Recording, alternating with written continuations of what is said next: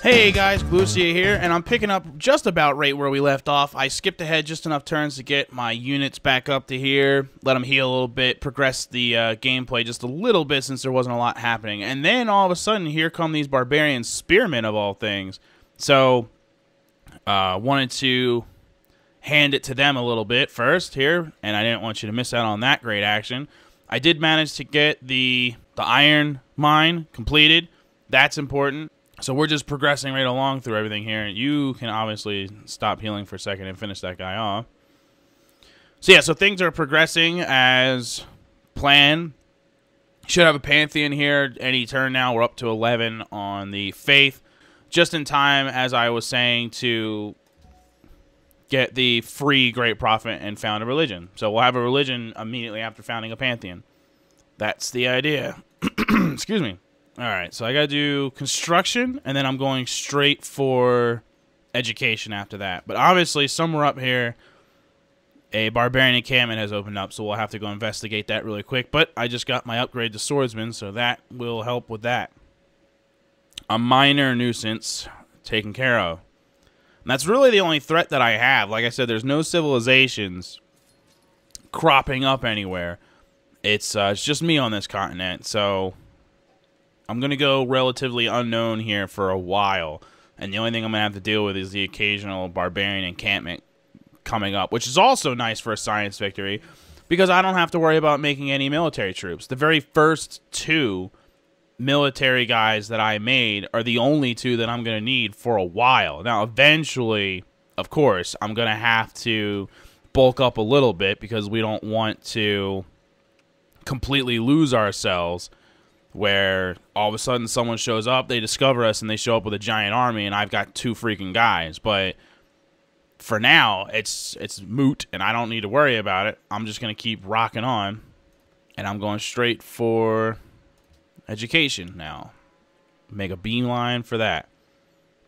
But yeah, so there's no need to worry about making troops and stuff. I only need the 2 to really help me out as far as anything goes with barbarians and stuff like that. They can handle that no problem. So again, I've gotten very lucky, I think, here in the beginning as far as a science victory goes. I'm very set up for it.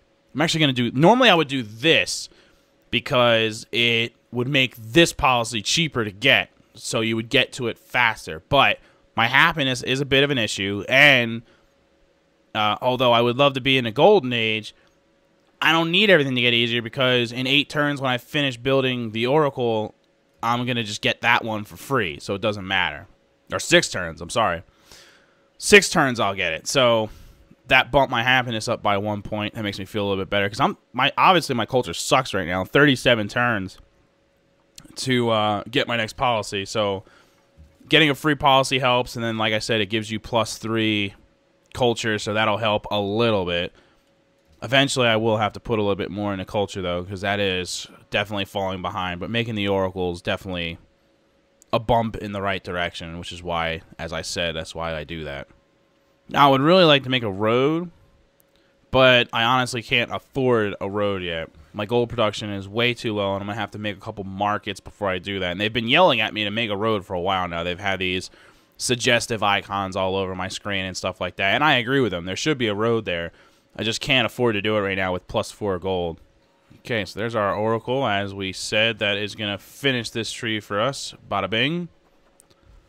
So that puts us into a golden age, and we're all good on that. Now, for rationalism, obviously we have to be in the Renaissance era, and to get in the Renaissance era, we are very far away from that. Education, which I'm beelining to, is not in the Renaissance era. After that, the quickest way to do it would be to research acoustics really quick, just to get in there so that I can start that next policy.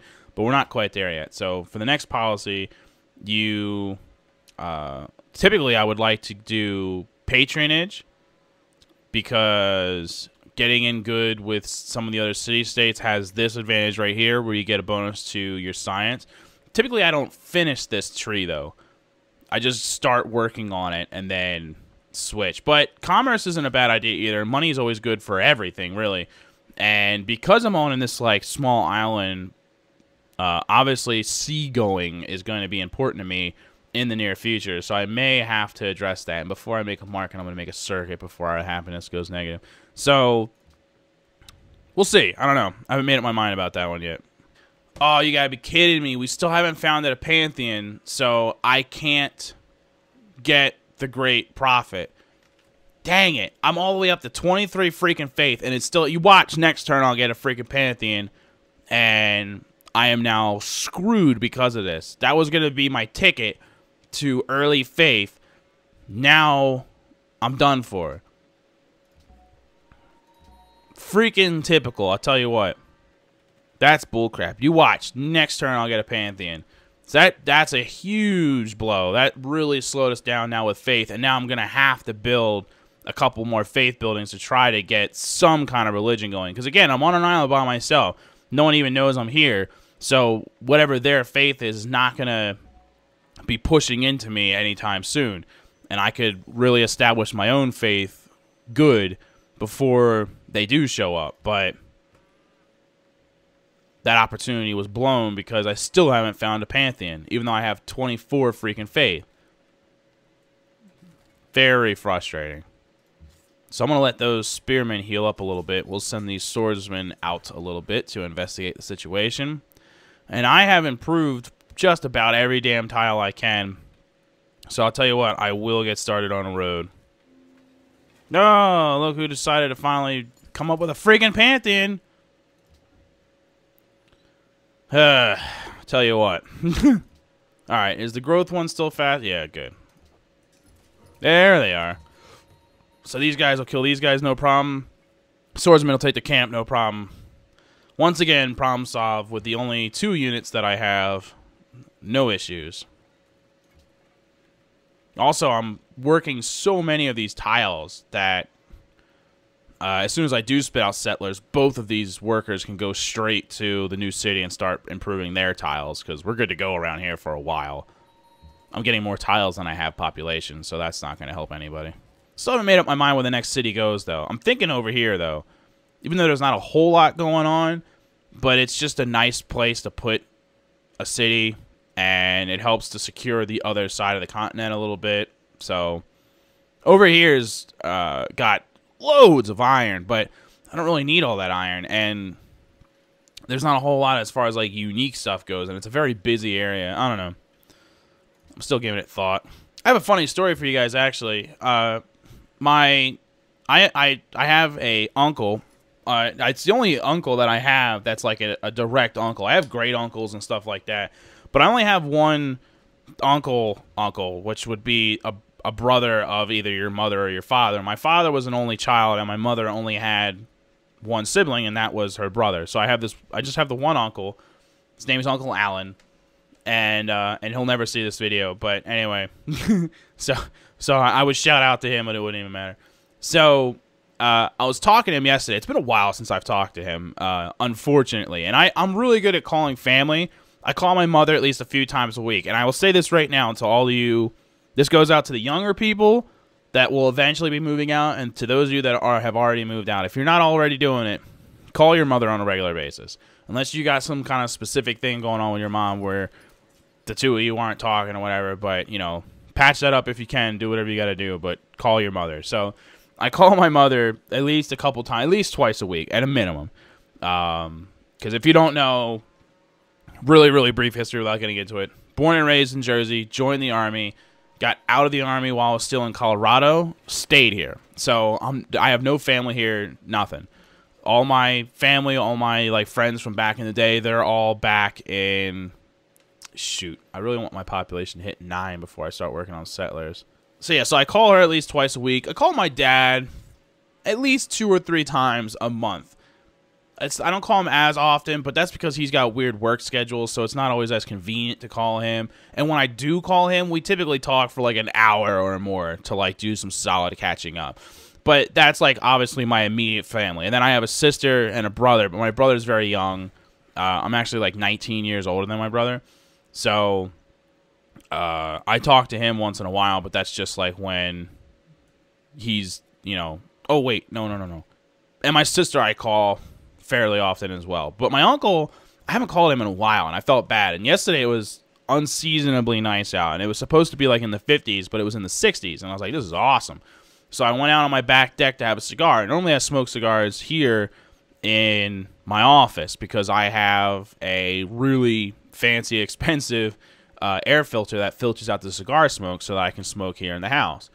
But when it's that nice out, I want to enjoy the outside. So I was out back, smoking a cigar, decided to make some phone calls to catch up with family and friends, called my uncle, and I don't know how this happened. I don't know how it just never came up or whatever. But somehow he had no idea that I was on YouTube and doing it, and he doesn't know anything about this. So, because I just casually mentioned something about making videos, and he was like, wait a minute, what are you talking about? I'm like, making videos for YouTube. What are you talking about? So I had to explain to him that I'm on YouTube. Just somehow, it's not like I haven't talked to him in 3 years. I've been on YouTube for over 2 years now. So it just never came up. So and then he just had no. He's like, so wait, you make videos about like tips and tricks? I was like, well, sometimes, but usually it's just me having a good time and people watching, and we're just talking about stuff. And he's like, and people watch this? I'm like, yeah, I watch other people doing it, and they watch me doing it. And like, he couldn't believe it. So he was like, I got to go to your channel then and see what people are watching. So it was pretty funny because he was like really taken back by the whole thing, and it was like a really funny conversation because it started because he actually plays games, and he was right now his game that he's playing is Borderlands 2, and he asked me if I ever played it, and I was like, yeah, I actually made a few videos for it. He's like, what do you mean videos?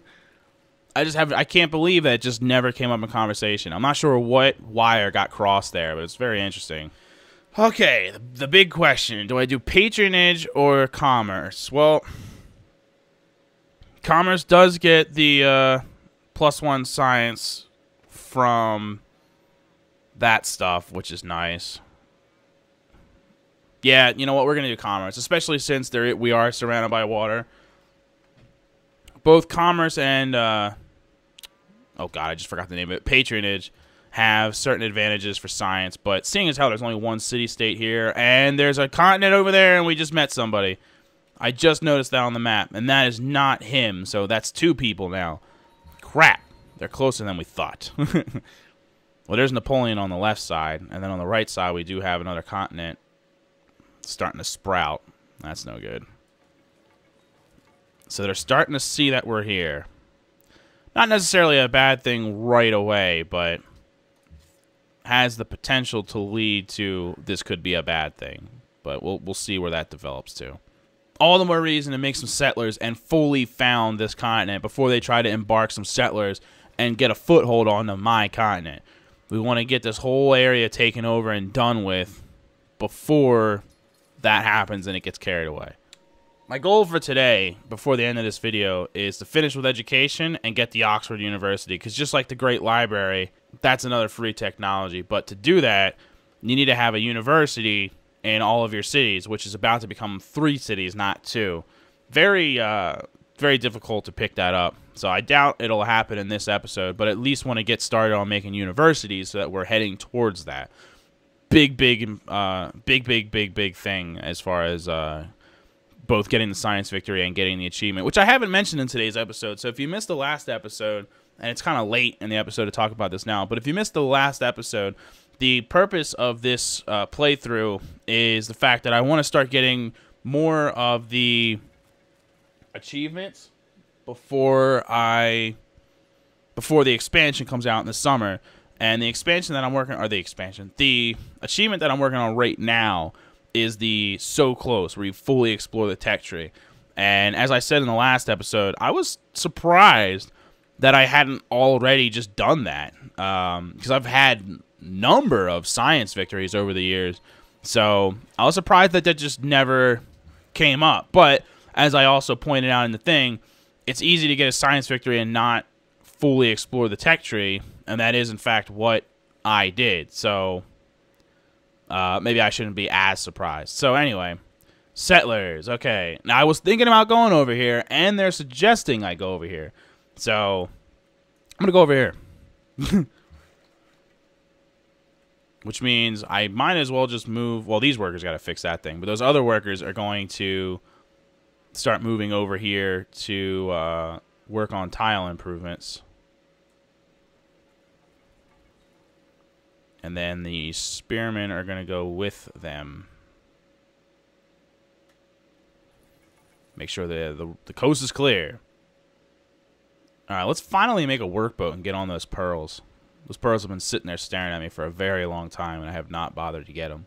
Okay, so I'm going to do engineering next because I have not one but 2 rivers on this road that I created that really could go for a bridge.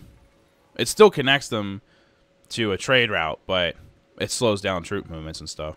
Now, what is the next tech that I really want to get? Well, I don't want to fall too behind in the military side of things since people are starting to come up with some stuff here. If I research banking, which is important because I want to get the constabulary, since I am doing science, people are going to want to steal from me. That will give me chivalry at least, so I can start working on knights. So that's a little bit better as far as military tech. It gives me the guilds now, which is nice for the national treasury. I try to get that going right away. And then the banking for the constabularies so I can help protect myself because people are definitely going to want to steal my techs. And we want to stay as far ahead on the game as we possibly can. So that's the current strategy laid out for you on the tech. I like how I kind of think out loud when I play Civ because I'm making a video and letting you guys know exactly what's going on in my mind. Like, I'm not just clicking buttons for like the sheer purposes of doing it. It's like I'm clicking this button because blah blah blah blah blah blah blah. I forgot to make these guys continue these guys as my allies. Let's fix that. Forgot all about you guys. All right, there you go. There goes all my money. I just got reminded because the game was like, you have a ton of money, and I was like, oh yeah, I was supposed to use that for something else. Okay, so we're gonna do the lighthouse, then the university. Hello, spearman that just showed up out of nowhere. So the French might be trying to screw me at some point. I have to be very conscious of that fact. And I do not want them to put a city over here. So, working on more settlers and founding more of my continent is definitely going to be important and a focus of mine, to be sure. Oh, one more encampment finished. I mean, both these guys have been fully promoted from Barbarians. I mean, they just can't be promoted any farther. Almost makes me want to make just one more unit, just so if a Barbarian does show up, that they can deal with it instead and start getting promotions and get to be slightly better than they already are. Maybe after I finish Chivalry, I'll go ahead and make a Knight. And then he can deal with any future camps that pop up, just to get him some XP before something should pop off. I'll keep working on like melee type units, and then if someone does show any type of aggression towards me, then I can go ahead and make some range units to put inside the cities. Then I can go ahead and work on stuff like, you know, the Walls of Babylon, which actually are really nice. You know, it's their unique thing, so you'd want to build it, because besides a normal wall, which is what it always does, they're just slightly better than a normal wall, basically. I mean, 100 hit points and 6 defense is nice, no matter how you look at it. Alright, so we finished one university. That's one of the 3 check marks. I think before I found a 4th city, I'm going to get all those universities built so that I can get Oxford going. That's going to be important. And it's going to take a while in my new city to get to that. So I wanted to start with the watermill, but after that I'm definitely focusing on what I need to build to get to the university being built. Okay, so my workers are going to have to go get embarked because my tile went out and grabbed this little tiny island with bananas on it. Yay, bananas. Alright, so I got 2 out of 3 of my universities built now. That's very good. I am going to go ahead and build the Knight, as I said, so that if Barbarians show up, there's someone else that can actually gain experience from them, since you can only gain a limited amount of experience from Barbarians. The other 2 guys are maxed out, so it's a good idea to get some more units leveled up in case France does decide to do something. He keeps kind of prodding around and exploring as much of me as he can. So, with that, I'm going to say that this is as good a place as any to wrap up today's episode. Progress continues to thrive on this Civ gameplay, and I feel very good about it. I know my science is phenomenal, and I'm certain that it's significantly higher than everybody else's, which, as I said, leads to better technologies, which leads to potentially stronger armies and so on and so forth. So, and another great scientist is born. Man, I can't get enough of these guys. They're just popping up all over the place. So, yeah, this is going really good. Very happy with how it's turned out so far, and a lot of good things. Ugh, where do I want to put you, sir? I am out of tiles. Okay, I need to buy a couple tiles. Thanks for watching, everybody. I appreciate the support, as always. And as I said, I'm going to be really... I've always considered myself a two-horse race, where Minecraft and Call of Duty Zombies were like my two main things. And then everything else that I did was just like extra stuff, you know, just like for fun or whatever. But I now consider myself a three-horse race, where Civ 5 is one of my main things. I've done enough Let's Plays with it that I think it's, you know, easy to recognize me as a Civ 5 guy. And for those that love Civ 5, like, this is your source for it. And as I said, I'm going to be hitting it hard and continue to playing it all the way from now to the expansion, when then we can cover the latest expansion. So I appreciate the support. It means a lot to me. Hopefully you're enjoying the series as much as I'm enjoying playing it, because this has been a really good series and I am thoroughly enjoying myself. So thanks for watching, everybody, and I will see you next time. Laters.